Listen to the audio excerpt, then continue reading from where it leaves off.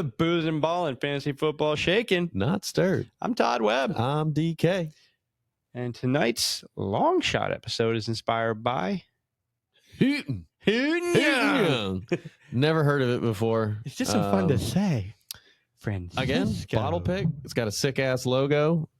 And we went a little different today. This Hooten Young is actually a 12-year-old whiskey. Young. Hooten Young. It's a 12-year-old whiskey. Normally we were drinking bourbon on this show. I changed it up a little bit tonight. That was a full, saw it on the shelf, liked the look of the bottle, and your mind went, Hooten Young. I went, Hooten Young, and it was in the bourbon section, and I didn't read the label completely. I just went, Hooten. And you said this is 99% corn? 99% corn, 1% barley. Out of Ohio? Yeah. 92 proof, age 12 year. Yeah, I had a whole bunch of other things on it to talk about, but American whiskey. Oh, you were saying, yeah, American whiskey, age 12 years. I'm excited to try this. We haven't done an American whiskey yet. And out of Ohio, I do love the bottle up picks. They make them the best. When you're just like, it's not, it can suck. Well, and now the whole fucking, my store has so many selections. I'm just standing there just like, I like it. For like 10 minutes, just like looking at bottles, and I'm just like, I like the idea of go with what catches your eye. Yeah, that's what happened. All right, so this is a long shot episode. So we're talking about players that semi-long shot. Plus, at the end of the episode, we got one real long shot for you. But basically, players that are going in the back half of your drafts or not getting drafted that we think are worth drafting with one of your last picks, so that you don't have to go to the waiver wire to get them. Correct. Yeah.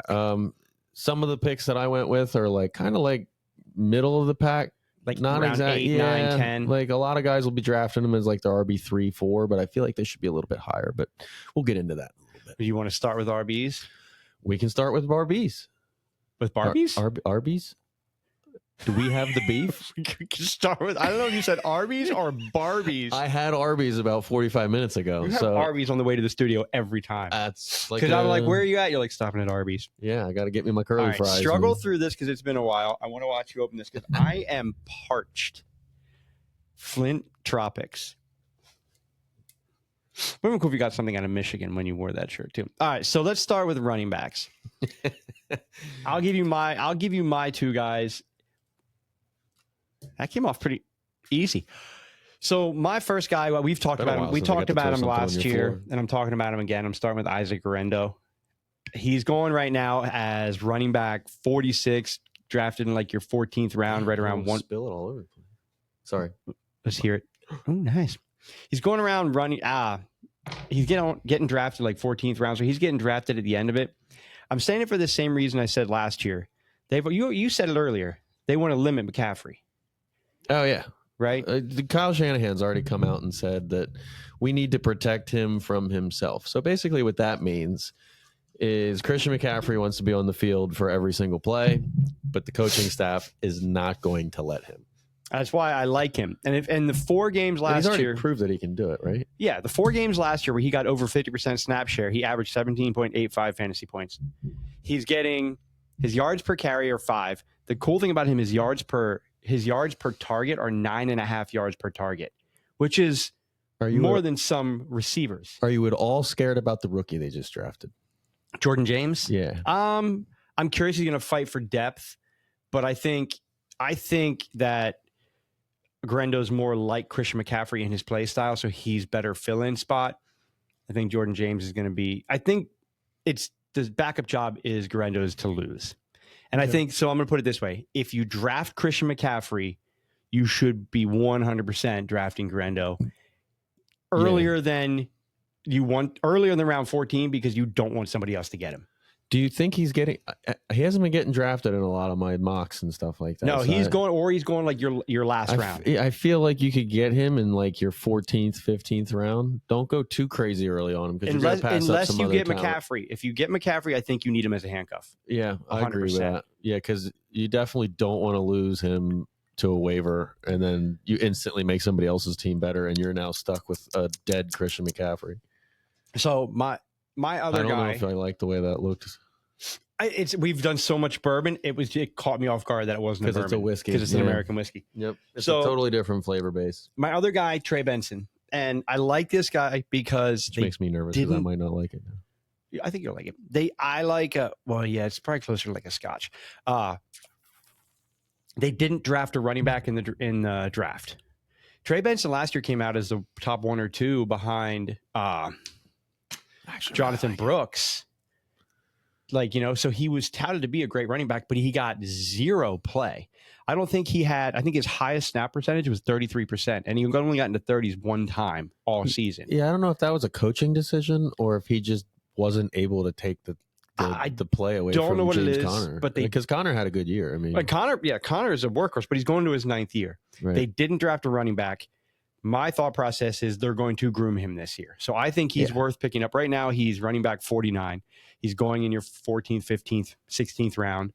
He comes right around 150 ADP. So at the end of your draft, you got a bench spot. I think he's worth picking up because come mid-season, if they're grooming him, and he's one injury away from being like, oh shit, we got to play him. Yeah.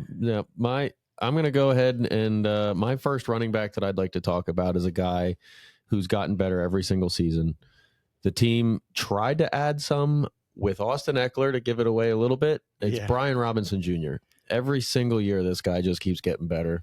He's getting more and more involved in the offense, and it's still his team. I'm not scared of the Jeremy McNichols that they added to the roster. I don't think Chris Rodriguez has shown anything to take touches away. And there was Austin a little Eckler, scare of Rodriguez last year. There was. And Eckler made people's buttholes pucker a and little bit. And everybody was like, oh, Chris Rodriguez could end up the guy. And then they got Austin Eckler, and they're like, oh, wait, never mind. I guess Austin Eckler will be the guy. Austin Eckler's the guy, and he was still the dude. And he runs so hard. I love the way that guy plays football. He had 8 touchdowns last year. If you think about it, he's scoring every other game, and he just keeps getting overlooked. Like, I feel like if you go hero RB strategy, and then he's there available for you in like 7, 8 round, like where he's going, you got to scoop him up. He's a great RB2. The only thing that I didn't like about him was that his targets. He only had 25 targets last year as opposed to almost 50, I think, 43 the year before. His value definitely goes up in non-PPR Eckler leagues. Eckler took that away in the PPR. Right. That's the only thing that hurts him, but I think that goes back up this year. You think so? Yeah, I think Eckler showed that he's okay, but he's not the Eckler of old, and I think they've got to go with the guy that's going to be their future for the next 3-4 years. Eckler had a pretty good season, but again, his body's kind of letting him down lately. He's been getting hurt. It's pretty good, actually. That first sip caught me off guard because I wasn't expecting the taste, but it's actually pretty good. I do kind of like it, yeah. All right, give me your other running back.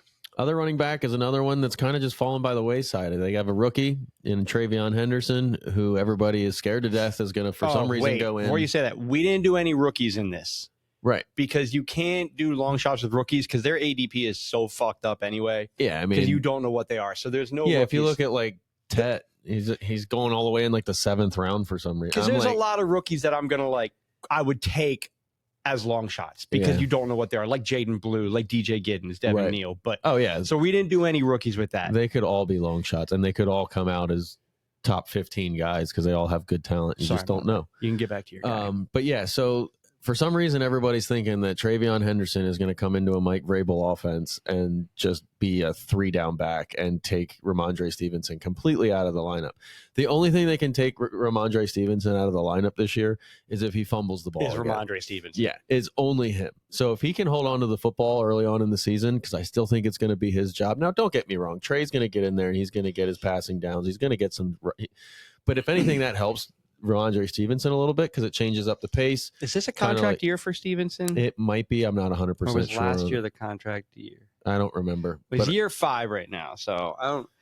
But again, it's another one of those guys. Both of those guys easily could end up as RB2s by the end of the year. As long as Travion doesn't eat into his workload down the stretch, he should be able to help you in the playoffs as well. I mean, 2022 Stevenson, RB7, was amazing. Yeah. Well, again, he had some fumble injuries, and his team was dog water around him. So, yeah. If you look at the Patriots last year, their offense was damn near dead last in the league.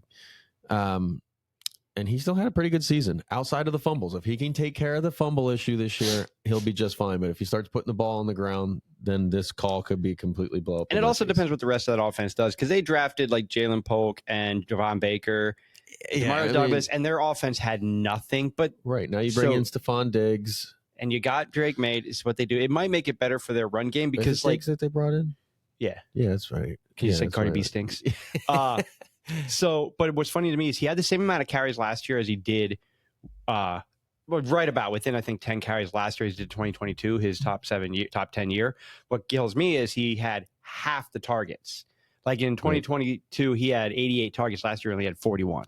Right. I don't think that kills him. And I think with Drake May, that might go back up. It might go back up. And that's why I like Travion Henderson. Yeah, that's why I like Travion Henderson there for him, because those targets will open up. Because when he's in the game, they're going to be thinking more run first. So like the change of pace will be able to give the coaching staff and the offense a little bit. They can change things up and keep the defense guessing. But whereas when Ramondre Stevenson was in the game the last couple of years, everybody and their mom was like, "Hey, stop that guy," and we stopped. He's the the only guy they had. Yeah, if we stop him, we stop the offense. So I think the talent's still there. The fumbles, if they go away, he could easily better end up offense on all RB2. around makes him better. Absolutely. Well, and again, he's had a couple of decent seasons, even with an absolutely shit offense that he was playing in. All right, you want to do? Let's go wide receivers. Wide receiver, I'll start us off. Long shot wide receivers. This one's not really a long shot. Well-known name. Going with Calvin Ridley here. Another one, like right kind of the middle of the pack. Yeah, I think ADP is like 7th round. Maybe he's a young. round. I think he's 31. I think his age is. He's younger than his age because of he missed a couple years because of the gambling thing, and yeah. So I like Calvin Ridley this year. He upgrades at QB. Still ended up at like wide receiver 35-ish, somewhere in there. Was that where he was at? Yeah, he was right around scored there. about 200 fantasy points, and I like Cam Ward coming in. It's nothing but an upgrade. I mean, anything and all reports is better. are Cam Ward is looking good. Yeah, everything is better than Will Levis. So, and he was still putting up respectable numbers last year with an absolutely terrible quarterback. No, I like it. He has all the talent to be good. It's just like you said, there was nobody getting the ball to him. I think he tops 1,000 yards this year. That's fair. It's fair to say. Which same reason that you're bringing him up is one of the reasons I have my guys, but I'll let you hit your other one first. No, you go ahead. I'm going to say for the same reason with better quarterback play, Wendell Robinson. Yeah. Because he did as good as he did. Now, he's wide receiver 66. He's not getting drafted. He's going to like your 17th round. Russell Wilson loves to throw the short ball. Russell Wilson likes that. His yards per target were only 4.39, so he was across the field, where his yards per catch were like 7-8 yards. Yeah, he literally had one game where he caught 11 of 14 targets and had 43 yards. I was like, what? He's perfect for Russell Wilson. Last year, at 140 targets. Yeah, and that's with Danny Dimes and a worse offensive line. Danny Dimes or they kind of used him to almost run the football. Like, yeah, it was pretty like much quick little slants and outs. He was like what Tyron Tracy and Scatabo should be, the quick like relief outs. Right. Yep. But I think with better quarterback play, I think he's someone to put on your roster. And I tell you what, last year I had him in leagues, and he made my flex in a lot of leagues. Yeah, he's definitely a good filler. Like if you're getting that many targets, 11 catches if it's a full PPR league, and that's 11 points already. Malik Neighbors, another year of Malik Neighbors getting better and taking wide receiver one to open him up a little more. And they didn't draft a wide receiver for competition. Yeah. So I think he's worth a late round pickup. These are guys are your bench stashes if you got the bench depth. Now, if you only have a 5-man bench, this is a little tough to do. You're probably not taking. But if you got an 8-9-man bench, all these guys could be your second to last and last round pickups, just to sit on the bench and see what happens. This is more of the I do it in some of my mocks where it's like I'll take a running back in the first 2 rounds, and then when it comes back to me and I'm sitting there looking at like a Breece Hall in the 3rd round, I'm like, well, shit. Do I take Breece Hall or DK Metcalf? Like, it's kind of an easy pick, right? So now I'm sitting there with 3 running backs, even though it's a 3-headed monster, right? And you can start all of them, so that's not a bad call. But at the same time, like once you get later in these drafts, you got to have to hit some of these wide receivers down the stretch, or you're going to struggle at the wide receivers. So these are the perfect kind of like, hey, I'm going to take a dart throw at some of these guys, and hopefully I hit. Oh, you want to give me your next guy? This one's super deep. It came on down the end of the stretch. The whole offense has been revamped. Sean Payton, the Denver Broncos. Go Broncos. This is a homer pick. This is a homer pick. I've had my eye on this guy, Marvin Mims, for the last couple seasons. And finally, at the end of the season last year, he finally kind of put it all together and was top 10 wide receiver for the last 2 weeks. Granted, those last 2 weeks, it was Cincinnati, who was still battling for playoffs. and Kansas City, which I'm pretty sure they had their whole team benched. So take it with a grain of salt. Yeah, he went for 30. He was wide receiver 3 and wide receiver 7 those last 2 weeks. Yeah, he went off, but he had a good week 11 too. And ever since week 11, he started to get a little bit more playing time. I think that's only going to carry on the next season. Denver's been looking for a wide receiver too. And, he was drafted to be that guy. He was second round. I think he was second when round. He pick. was drafted.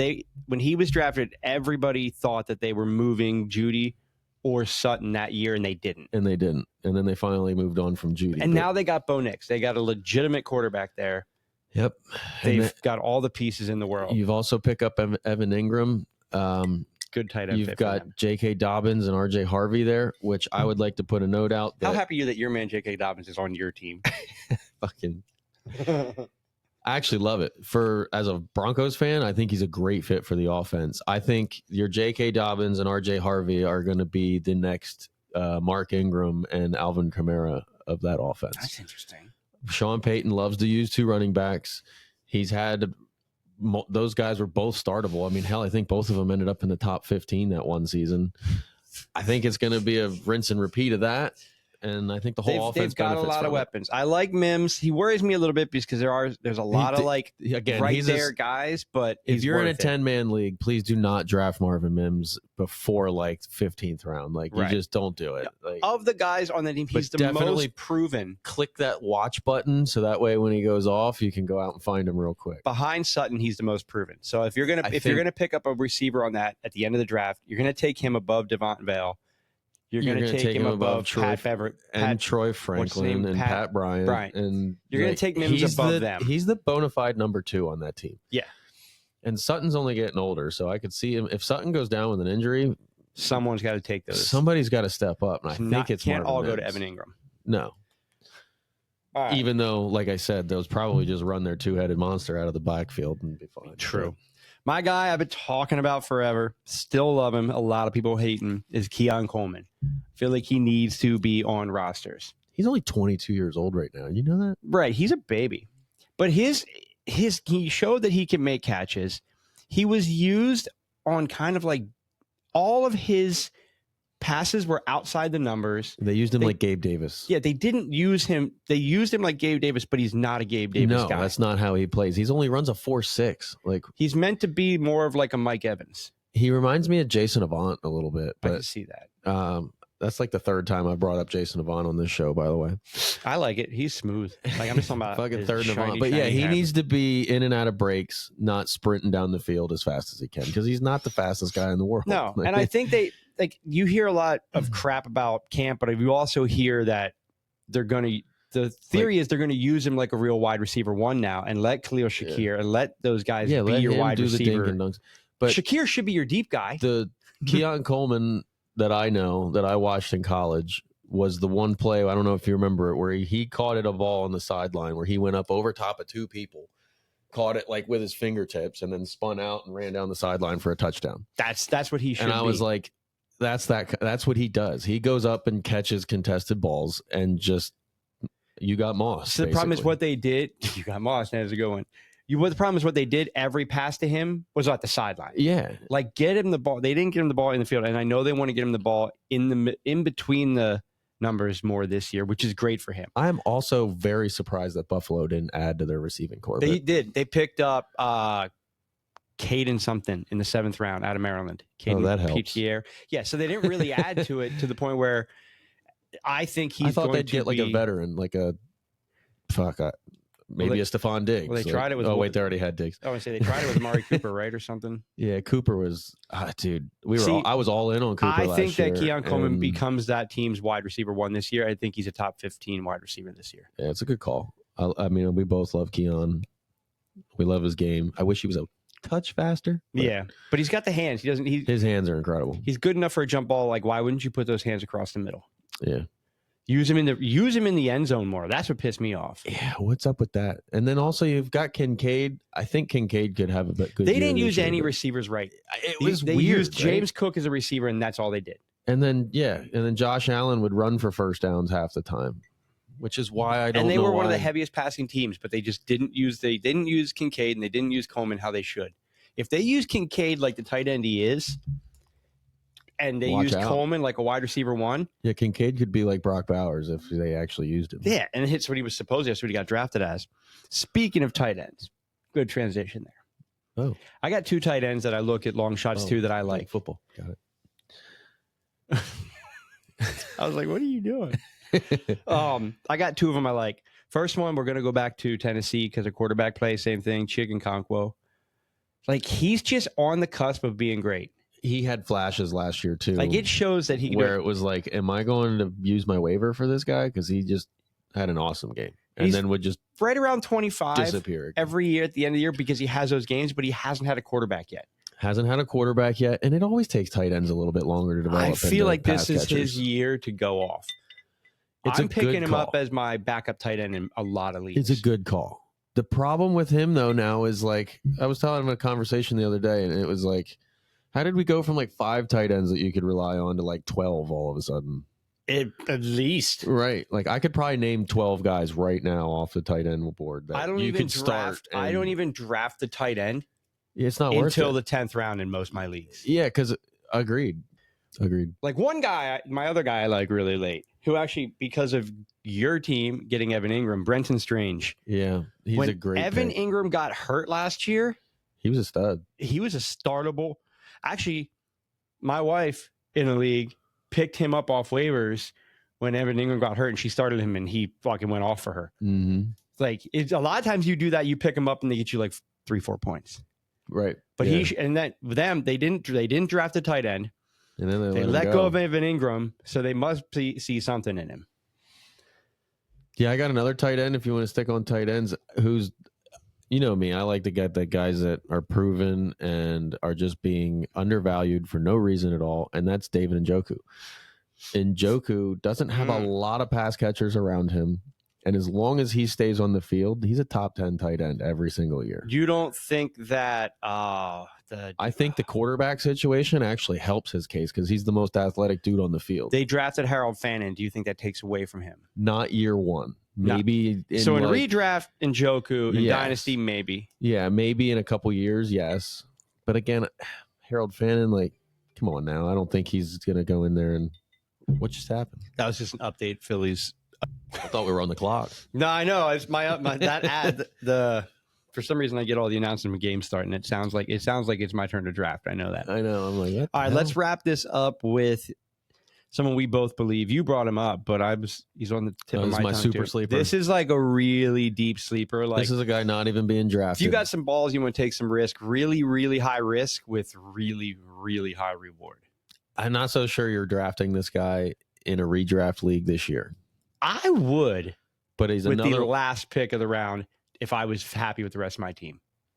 Yeah, and if you don't have limits on how many guys you can have. Roster limits.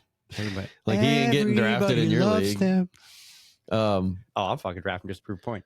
This is a guy that didn't even play a snap last year. Oh, no, I lied. He played a couple snaps. I'm pretty sure he played in one game. I don't and then think got an ankle injury. He might have dressed for one game, but I don't think he played. Let me look. I got to look now. Just got a quarterback upgrade. Mm-hmm. Small one. For now. For this year. We'll see if it's an upgrade or not. I'm actually like, I kind of want Aaron Rodgers to go to hell and back. He's just hurting his legacy at this point, if you ask me. Brett Favre. It's like twins. Even though Brett went to other teams and actually won, jackass. But anyway, Roman Wilson. Oh, yeah, there was one game where he had 7% snap. Yeah, share. he literally sat the road to Pine. But I'm hearing all kinds of good things coming out of camp. Pretty sure he's got the number 2 lockdown behind DK Metcalf. He's a small, speedy guy. Have you even said his name yet? Yeah, I said Roman Oh, Wilson. did you? I didn't hear it. I was like, You were over here scrolling. Oh, yeah. But yeah, I love him. I wanted him coming out of last year. Michigan. Yeah. I was all over him last year. He's a flying Hawaiian, man. He's going to be... I'm pretty sure I might have picked him in one of our rookie drafts, too. I don't know, to be honest with you. I had him ranked high as rookie wide receivers last year. He's got great talent, man. I mean, great college career. Damn it. And, like I said, with Aaron Rodgers, is not going to be throwing the ball downfield too much. So that's a little bit worrisome. But then again, DK plays the same downfield type of thing. So they might use him more in the slot. I don't know. I have This to read is just more a hope reports. and a dream player that we both are like. He's so far down there, and he's going to be the number 2 on an Aaron Rodgers-led offense. There's always a possibility that he comes out as a nice flex play. You saw the talent coming out of college. He got shafted all year last year. You just want him to be good. I do. This is again, this is kind of a homer pick with the Michigan boys, but I think he's got a chance to really make a splash, and he could be your come out of absolutely nowhere and win a league type player. I think, especially if Metcalf, like for whatever reason, struggles and doesn't really get like acclimated with Aaron Rodgers, and he does. We'll see. But that's my super, super deep shot. Go deep.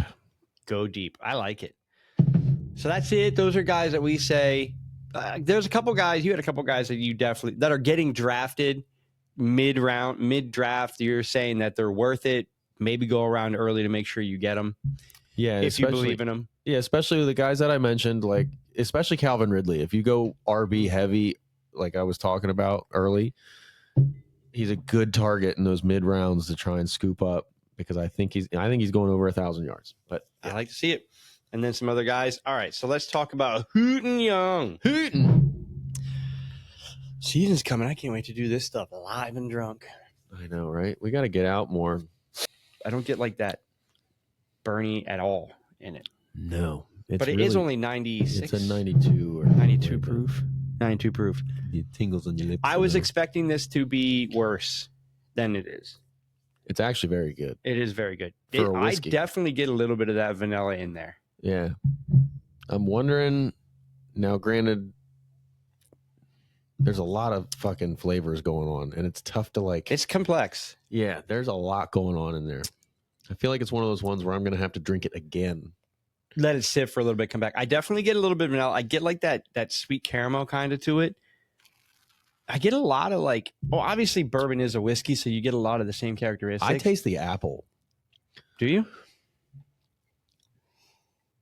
I think I smell the apple more than taste it. Oh, see, I taste the apple. I don't know. I could be crazy. But this definitely, to me, this leans a little more. Like the finish is like a Granny Smith. This is definitely more of a apple. straight whiskey. Like it's not a bourbon. All right. Well, like what? Jack Daniels is a Tennessee whiskey. Not even a bourbon. Tennessee whiskey. Go ahead, hit them people with those numbers. Mm-mm. All right, so what do you think? No more. Drink, taste. See, flavors, I'm going to go higher with the flavor here. Because I think the flavor is fantastic. So you're going taste first. You want me to do drinkability first? Mm-mm. I think it tastes fucking delicious. I think so too. I think the taste is fantastic. The drinkability is a little bit weird because it does linger in your mouth a little bit. Yeah. It goes down really smooth, but it lingers a little bit. And yeah, it just sticks around. And that's what I don't like about whiskeys most of the time is it just hangs out in the back of my throat. I like a lot of good bourbons because I love a good bourbon to me. You taste it, it might burn, but it goes away. Right. That's what I like. That's what I look for in a good whiskey or bourbon. My taste, I don't know. I'm going to give it an 84 on taste. Yeah, I was going to give it an 83. I like it. So you're going 83. I'm going I feel like 84. we have the same fucking palate. Every time we do we're this, drinking it's the like same we're stuff. like We're getting very close. Except for the high proof. Yeah, the high proof I tend to stay solid. The other You one I dip was a going to little get bit. tonight was 114 proof. That'd have been fun. What was that? I forget the name of it now. It was right next to this one. Drinkability is good. It starts out really smooth. It is so sweet on the tongue. Yeah. But that linger is heavy and it stays. The sweetness immediately turns to something else. I don't know how to describe it. It's not a bad something else. No, But the linger kills me. Yeah. The feeling it in my throat kills me. I'm going to give it a 79 on drinkability. I think that's a little low. Because it's really good. Like, I really like it. But it's our first American whiskey, so I can't go really high on it either. I don't want to be like 88 and 86. I might say 80 on. I'm going to say 80 on. See, I'm going to give it an unfair rating because I'm not much of a whiskey drinker. Even though I do like the bourbons, whiskeys definitely have a more distinct fucking alcohol flavor to them. Stick with my 79. I can't change it. Give me a number and we'll average this bitch. 82. I'm going to stay 82, 83 with the. I think that sweetness. It's just a burn for me. The sweetness is amazing, though. Yeah, outside of that, though, there's just nothing else there for it. Right. That's why I'm saying. Whoops, not divided by 7, divided by 4. We're giving this an overall an 82. I think that's fair. I think that's fair. For me, like, I think it's really sweet. If it didn't linger, I'd be about an 84, 85 for drinkability. Yeah. Because right in the mouth, on the front of the palate, it is fucking, I get sweetness like crazy. Yeah. Caramel, maybe a little bit of vanilla, and then just get that linger right after. It's a very complex flavor. It really is. I like it. Hooten Young. Hooten. That's Hooten makes all kinds of episode. different stuff. Go check them out. HootenYoung.com. Hooten Young. All right, let's end this now. We're about a half hour. That's kind of perfect right there. I like it. We'll see you soon. Pukanuka. Did we finally do it right once? Amazing. Oh my God, we've never done that. We should drink. Okay.